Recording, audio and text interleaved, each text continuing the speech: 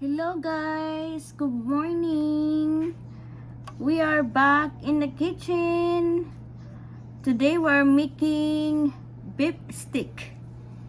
So I have here 2 pounds cut pieces of sirloin steak. So I cut this to pieces like this.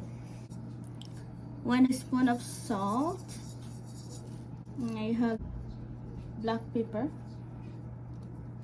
I used 1/4 cup of soy sauce, and I use lime, or you can also use 1 tablespoon of lime. I just mix it together, and an hour before we cook it. You can also do overnight. Marinate na natin. Come back. Ito yung beef meat slice.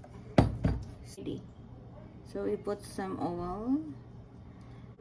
Fry a little bit my meat when I'm making my steak. Make it brown.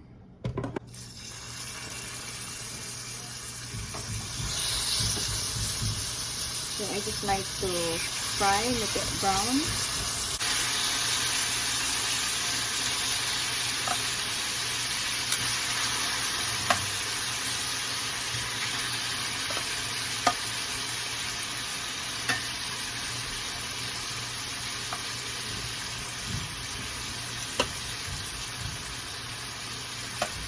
Yung sauce na iwan,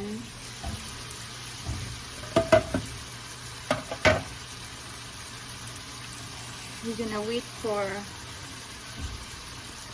frying a little bit and make it brown.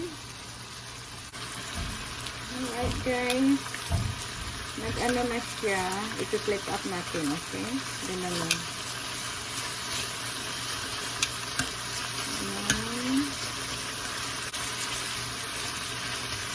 Para maibin yung pagkakit niya.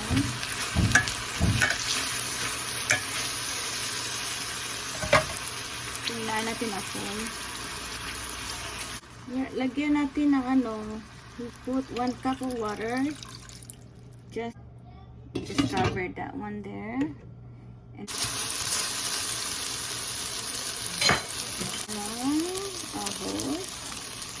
garlic.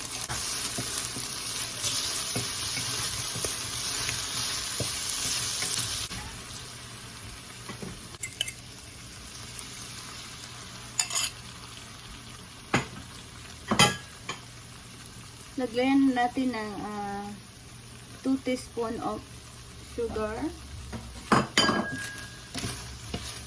para mabalance yung niya. A little bit butter.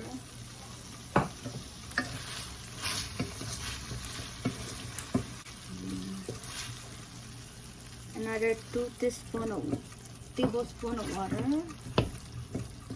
para hindi siya magda-dry. Okay, i-cook lang natin. We cook 1 minute. Tinang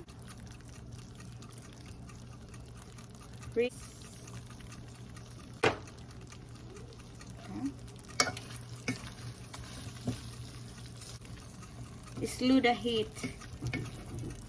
Beef steak. Alright.